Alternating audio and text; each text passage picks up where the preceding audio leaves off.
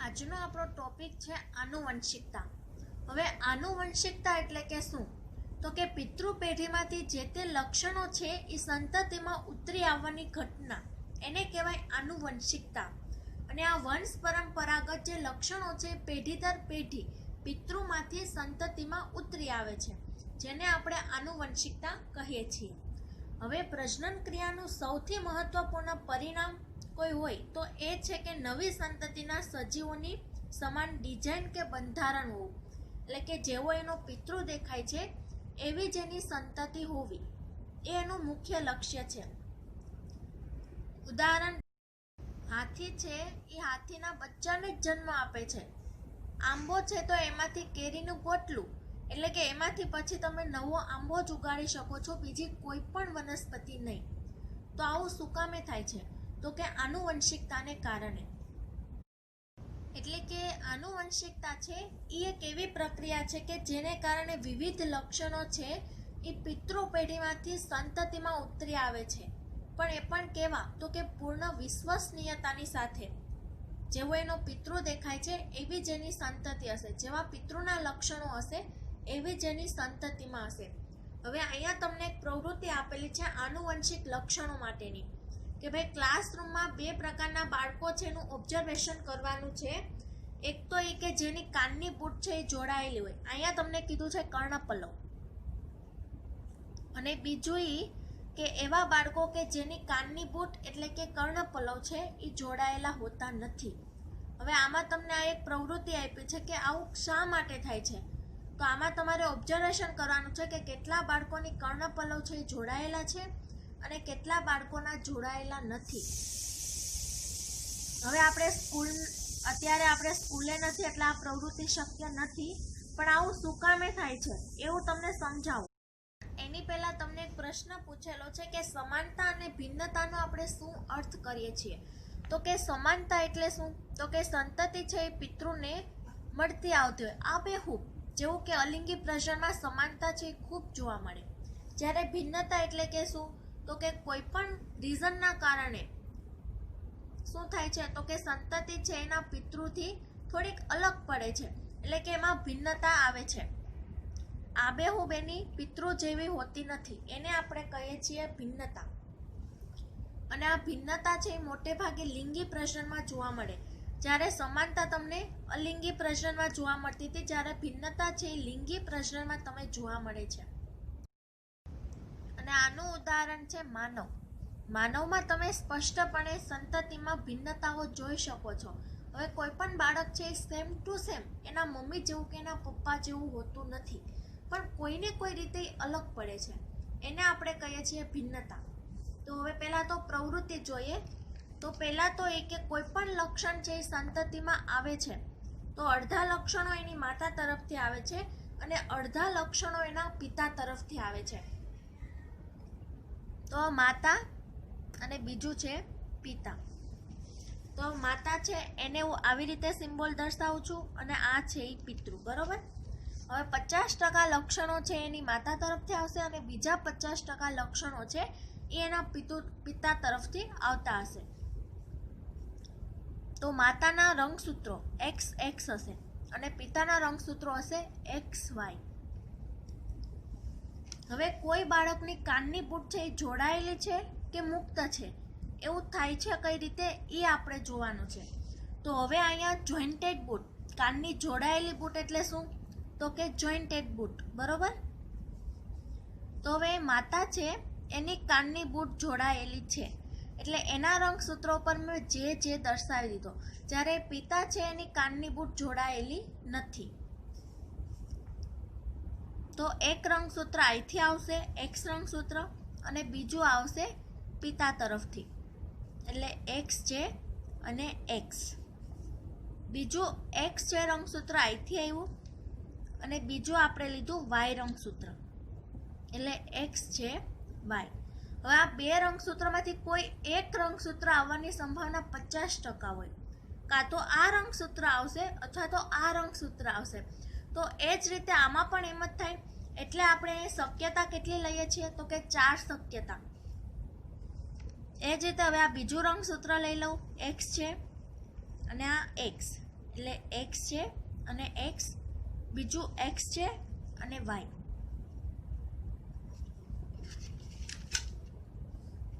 હવે આ એક્સ છે, આ કોણ હશે? તો કે ગર્લ. આ એ પણ છોકરી. પછી આ એક્સ છે વાય, એક્સ વાય, એ કોણ છે? તો કે બોય. બરોબર, આપણે 4 શક્યતાઓ લીધી. સંતતિ તો ગમે એક જ નિર્માણ પામવાની છે, પણ એની શક્યતાઓ કેટલી બને છે? તો કે 4. આમાંથી કોઈ પણ રંગસૂત્ર આવી શકે, બરોબર ને? એટલે અહીંયા શક્યતાઓ કેટલી લીધી છે? તો કે 4. હવે આ એક્સ છે અને એક્સ, આ જે છોકરી છે એની કાનની બૂટ જોડાયેલી નથી. શું કામ એને? તો કે અહીંયા 2 રંગસૂત્ર છે એ સમાન છે, સમયુગ્મી. એટલે એક જે લક્ષણ છે કેવું હશે? પ્રભાવી.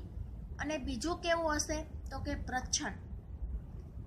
તો અહીંયા એક્સ છે અને એક્સ છે, એટલે આ એક્સ છે એ એક્સ છે ઉપર પ્રભાવી રહી ગયું. એટલે આ કેવું થયું? પ્રભાવી. અને આ એક્સ છે પ્રચ્છન્ન. તો શું થયું? હંમેશા પ્રભાવી લક્ષણ છે એ જ અભિવ્યક્ત થાય. તો અહીંયા એક્સ રંગસૂત્ર છે એ જ અભિવ્યક્ત થયું. અને આ એક્સ જેની અસર છે એને નાબૂદ કરી દીધી. એટલે એ છોકરી છે એની કાનની બૂટ જોડાયેલી નથી. જ્યારે અહીંયા શું થાય છે? વિષમયુગ્મી રંગસૂત્ર છે એક્સ અને વાય. એક્સ છે અને વાય, બરોબર. આ એક વિષમયુગ્મી રંગસૂત્ર છે. અહીંયા શું થાય છે? વાય રંગસૂત્ર છે એ આ એક્સ રંગસૂત્રની અસરને ઢાંકી શકતું નથી, એટલે કે છુપાવી શકતું નથી. જેને પરિણામે શું થાય છે? તો કે આ લક્ષણ અભિવ્યક્ત થાય છે. એટલે આ જે છોકરો છે એની કાનની બૂટ જોડાયેલી છે. એ જ રીતે આમાં પણ એવું જ થાય છે કે આ છોકરી છે એની કાનની બૂટ જોડાયેલી નથી. શું કામ? અહીંયા સમયુગ્મી રંગસૂત્ર છે, જેને પરિણામે એક પ્રભાવી અને બીજું પ્રચ્છન્ન.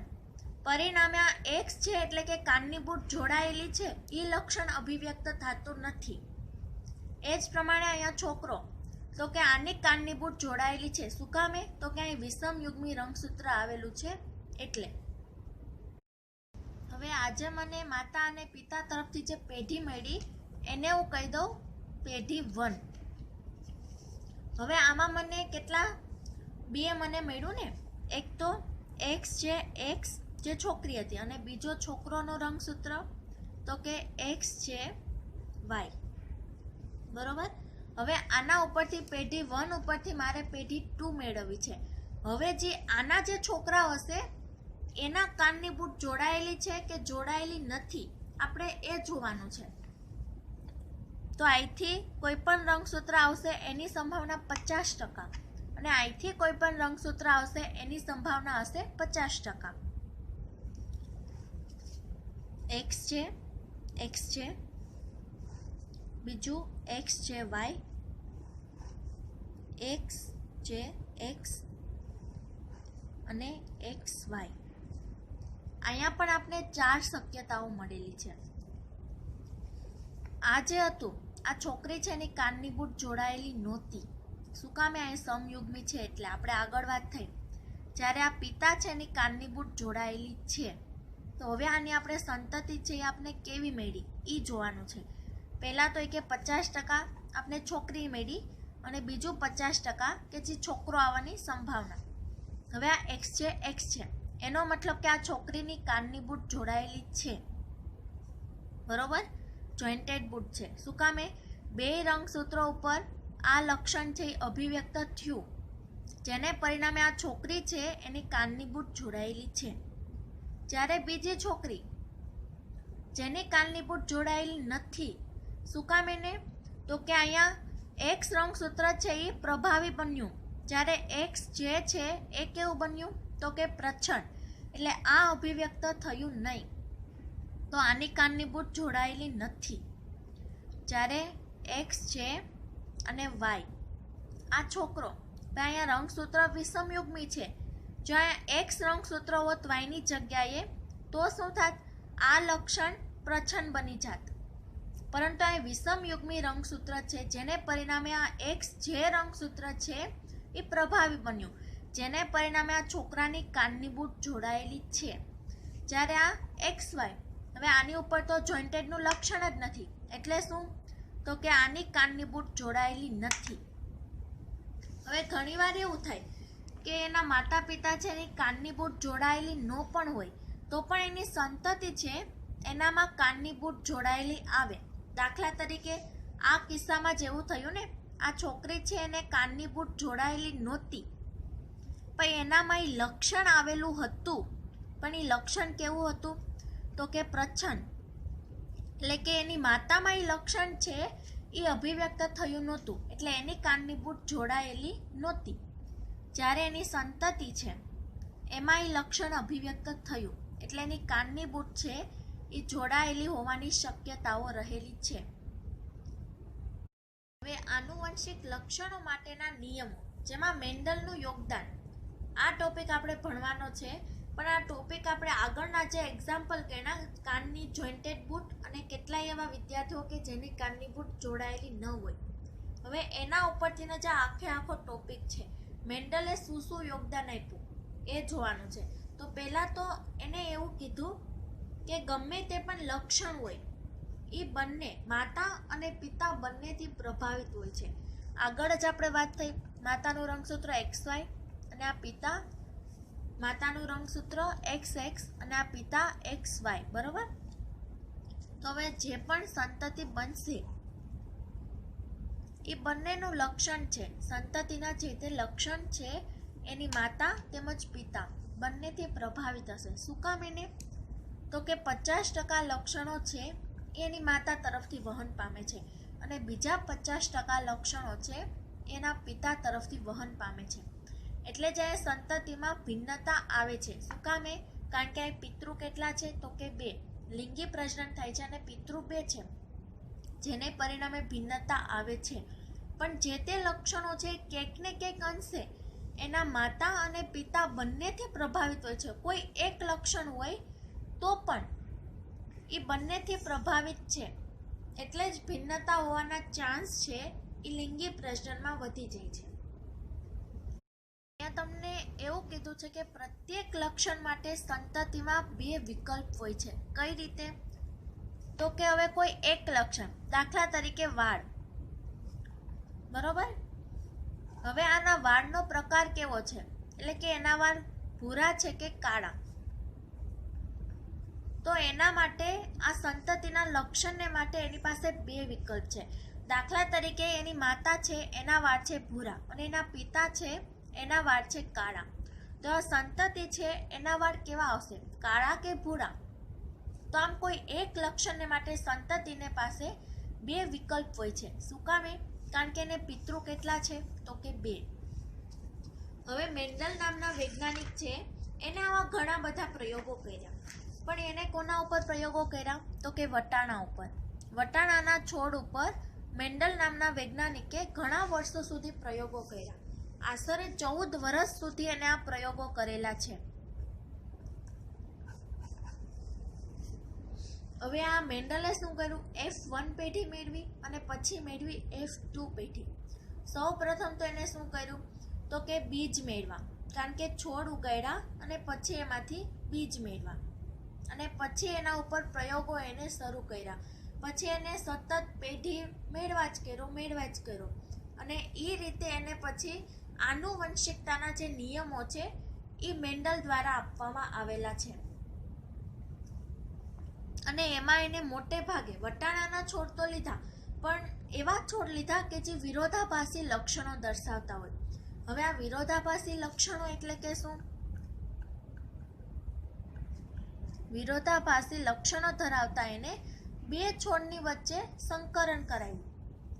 વિરોધાભાસી એટલે કે કેટલાય એવા વટાણા કે જેના બીજ ગોળ હોય, તો બીજું એવો વટાણા લીધા કે જેના બીજ છે એ ખરબચડા હોય. પછી એવા વટાણા લીધા કે જેની ઉપર સફેદ ફૂલ આવતા હોય, તો બીજો છોડ એવો લીધો કે જેના ઉપર જાંબલી કલરના ફૂલ આવતા હોય. પછી વિરોધાભાસી લક્ષણોમાં કે એક છોડ એવો લીધો કે ઊંચો અને એની સામે બીજો છોડ એવો લીધો નીચો. હવે આવી રીતે વિરોધાભાસી લક્ષણો ધરાવતા છોડ છે એની વચ્ચે એને સંકરણ કરાવ્યું અને પછી એને પેઢી દર પેઢી આનુવંશિક લક્ષણો છે મેળવ્યા. આપણે પહેલા તો ઊંચો અને નીચો છોડ એની વચ્ચે મેન્ડલે જે સંકરણ દ્વારા પ્રયોગો મેળવ્યા એ જોશું. તો પહેલા તો એક પિતૃ લેવાના, બરોબર. એમાં એક છોડ હતો એ કેવો હતો તો કે ઊંચો, જ્યારે બીજો છોડ હતો એ કેવો હતો તો કે નીચો. એક તો આ ઊંચો છોડ લીધો અને બીજો લીધો નીચો છોડ. હવે બેયની વચ્ચે શું કરાવ્યું તો કે સંકરણ. આ ક્રોસની જે હું નિશાની દર્શાવું છું એ સંકરણ, બરોબર. હવે જેને પરિણામે મને મળશે F1 પેઢી. સંકરણ થયું જેને પરિણામે મને મળશે F1 પેઢી. પણ આ F1 પેઢીમાં મને મળતા બધા જ છોડ ઊંચા હતા. કેમ ભાઈ, આવું શું કામ એને થયું? આગળ આપણે જોયું ને કે ભાઈ 4 શક્યતાઓ મને મળશે, એટલે મેં અહીં કેટલા છોડ દર્શાવેલા છે તો કે 4. પણ આ F1 પેઢીમાં મળતા બધા જ છોડ કેવા હતા તો કે ઊંચા. પછી મેન્ડલે શું કર્યું તો કે F1 પેઢીના જેટલા પણ છોડ ઊંચા મને મળ્યા એનું એને શું કરાવ્યું તો કે સ્વફલન કરાવ્યું. ઊંચા જે છોડ મળ્યા એનું શું કરાવ્યું તો કે સ્વફલન, બરોબર. હવે જેને પરિણામે મને મળશે F2 પેઢી. તો F2 પેઢીમાં એક આશ્ચર્યજનક વાત જોવા મળેલી કે 3 છોડ છે એ મેન્ડલને ઊંચા મળ્યા, જ્યારે એક છોડ છે એ મેન્ડલને નીચો મળ્યો. કેમ ભાઈ, આવું શું કામ એને થયું? આ છે F2 પેઢી. F1 પેઢી જેમાં મને બધા જ છોડ કેવા મળ્યા તો કે ઊંચા, જ્યારે F2 પેઢી જેમાં મને 3 છોડ કેવા મળ્યા ઊંચા અને એક છોડ કેવો મળ્યો તો કે નીચો. હવે આવું શું કામ એને થયું? તો મેન્ડલે એવું કીધું કે F1 પેઢીમાં કોઈ એક જ પિતૃના લક્ષણો અભિવ્યક્ત થયા. અહીંયા આપણે પિતૃ કેટલા લીધા છે તો કે 2. એક તો ઊંચો પિતૃ છે અને બીજો નીચો, એટલે કે એક ઊંચો છોડ છે અને બીજો છે એ નીચો છોડ છે. તો મને F1 પેઢીમાં બધા જ છોડ કેવા મળ્યા ઊંચા. શું કામ એને? તો કે કોઈ એક જ પિતૃના લક્ષણો છે એ અભિવ્યક્ત થયા. અને આ કયો પિતૃ તો કે ઊંચો પિતૃ, જ્યારે નીચા પિતૃ છે એના લક્ષણો અભિવ્યક્ત થયા નહીં. જ્યારે F2 પેઢી જેમાં મને શું મળ્યું 3 છોડ ઊંચા અને એક છોડ મને કેવો મળ્યો તો કે નીચો, એટલે કે F2 પેઢીમાં બંને પિતૃના લક્ષણો અભિવ્યક્ત થયા. ભલે 50-50% આપને નથી મળ્યા કે ભાઈ 50% છોડ ઊંચા અને 50% છોડ નીચા, એવું આપને મળ્યું નહીં. પણ આ રેશિયો કેટલો મળ્યો તો કે 75% છોડ ઊંચા અને 25% છોડ નીચા. અને આ F2 પેઢીને હું બીજી રીતે પણ દર્શાવી શકું, 3 છોડ ઊંચા અને 1 છોડ નીચો, એટલે કે 3:1, બરોબર. તો આવું શું કામ એને થયું? F1 પેઢી છે એમાં એક જ પિતૃના લક્ષણો અભિવ્યક્ત થયા, જ્યારે F2 પેઢી જેમાં બંને પિતૃના લક્ષણો અભિવ્યક્ત થયા. તો કે F1 પેઢીમાં શું થયું? કોઈ એક જ પિતૃના લક્ષણો છે એ પ્રભાવી રહ્યા, એટલે કે ઊંચા છોડના લક્ષણો છે એ પ્રભાવી રહ્યા, જ્યારે નીચો છોડ છે એના લક્ષણો પ્રચ્છન્ન રહ્યા. જેવી રીતે આપણોમાં XX અને XY રંગસૂત્ર એ મુજબ દાખલો ગણ્યો હતો, એ જ રીતે આમાં પણ આપણે દાખલો ગણીએ. પહેલું તો એ કે આ કોણ છે? વનસ્પતિ છે, એટલે આપણે એને XX અને XY રંગસૂત્ર એવી રીતે દર્શાવી શકશું નહીં, પણ આપણે આને ઊંચા અને નીચા એ મુજબ દર્શાવ્યું. હવે ઊંચા પિતૃ છે તો એના હું જનીન લઈ લઉં, એના રંગસૂત્ર T અને T, પણ આ કેવા T લીધા તો કે કેપિટલ. પછી નીચો છોડ, હવે એના રંગસૂત્ર સ્મોલ tt, બરોબર. ઊંચો છોડ અને નીચો છોડ. મેન્ડલે શું કર્યું? આ બેની વચ્ચે સંકરણ કરાવ્યું, જેને પરિણામે મને F1 પેઢી મળશે. 4 શક્યતાઓ, બરોબર.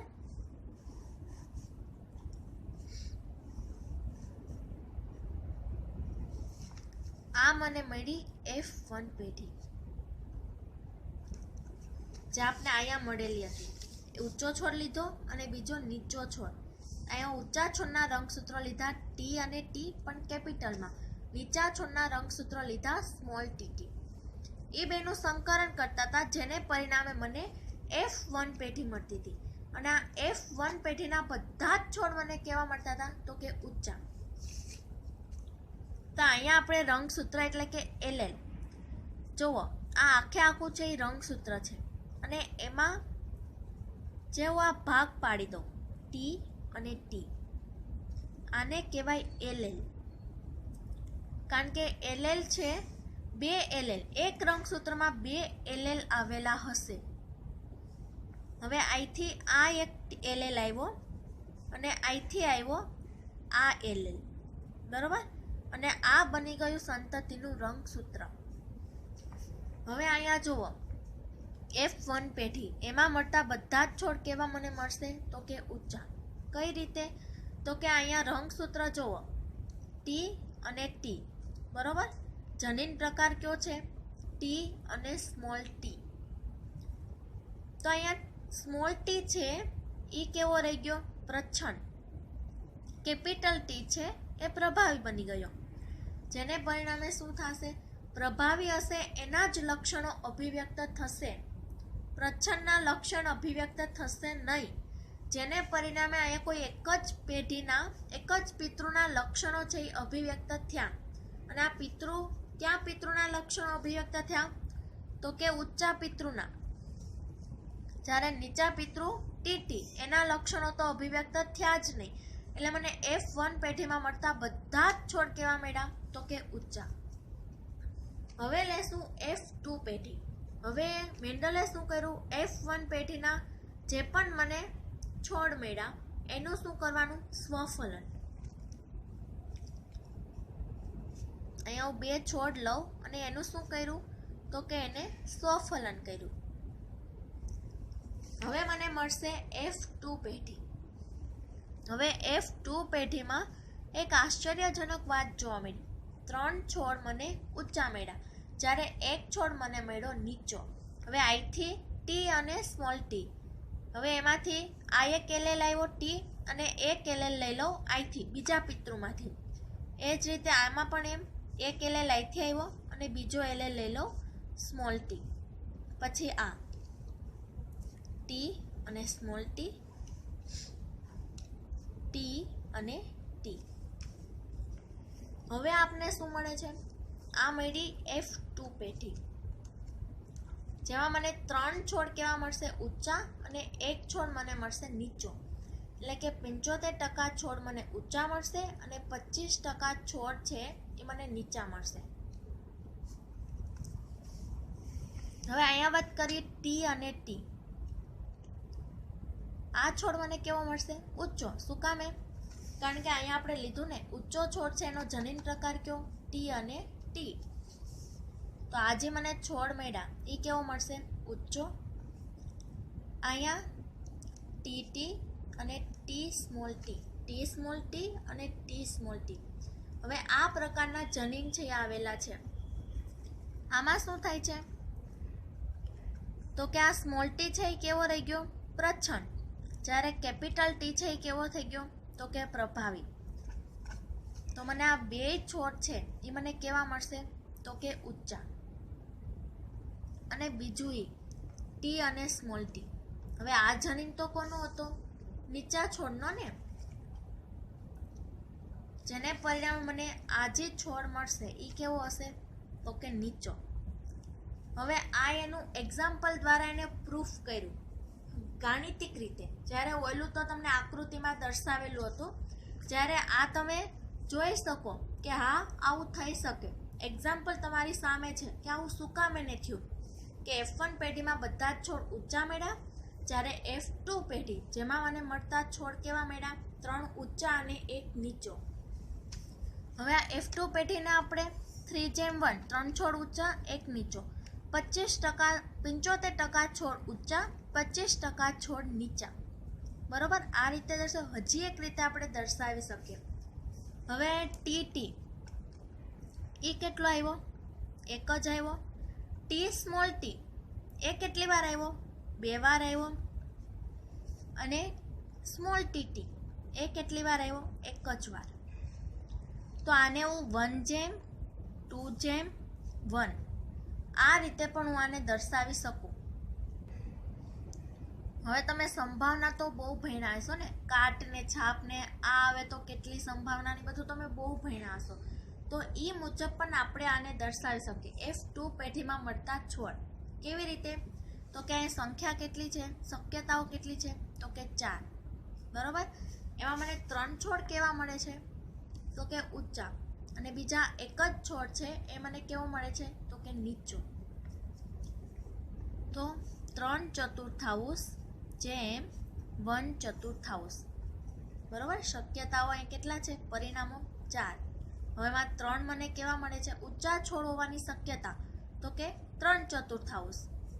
જ્યારે નીચો છોડ હોવાની શક્યતા તો કે 1/4. આ 75/25. બરોબર, એટલે તમને MCQમાં કે ગમે એમ પૂછાય F2 પેઢીમાં મળતા છોડ. હવે આમાં તમને ગમે એ રીતે આપ્યું હોય પણ આમાં ભૂલ થવી જોઈએ નહીં. હવે આગળ જ આપણે વાત થઈ LL, જેને બીજું કહેવાય છે વિકલ્પી કારકો. બરોબર, હવે આ કોઈ ઊંચા છોડ છે એનો મેં લીધો જનીન પ્રકાર ટી અને ટી. હવે એમાંથી આને બેને હું અલગ કરી નાખું તો આને શું કહેવાય? LL. અને આ છે એ બીજો LL, અથવા તો એને બીજું કહેવાય છે વિકલ્પ કારકો. અથવા તો ખાલી કારકો કયો તો પણ ચાલશે. કારક. બરોબર, એટલે કે કોઈ એક જનીન છે એમાં 2 વિકલ્પ કારકો આવેલા હશે, એટલે કે LL આવેલા હશે. હવે આ LL છે એ 2 પ્રકારના હોય. એક તો સમયુગ્મી હોય અને બીજા હશે વિષમયુગ્મી. હવે આ સમયુગ્મી એટલે કેવા? તો કે તમે ટી અને ટી લ્યો તો આ કેવું થશે? સમયુગ્મી. સ્મોલ ટી લ્યો આ પણ કેવું થશે? સમયુગ્મી. ટૂંકમાં 2 LL સરખા. વિષમયુગ્મી એટલે કે શું? ટી અને સ્મોલ ટી. આ કેવો થાય છે? તો કે વિષમયુગ્મી.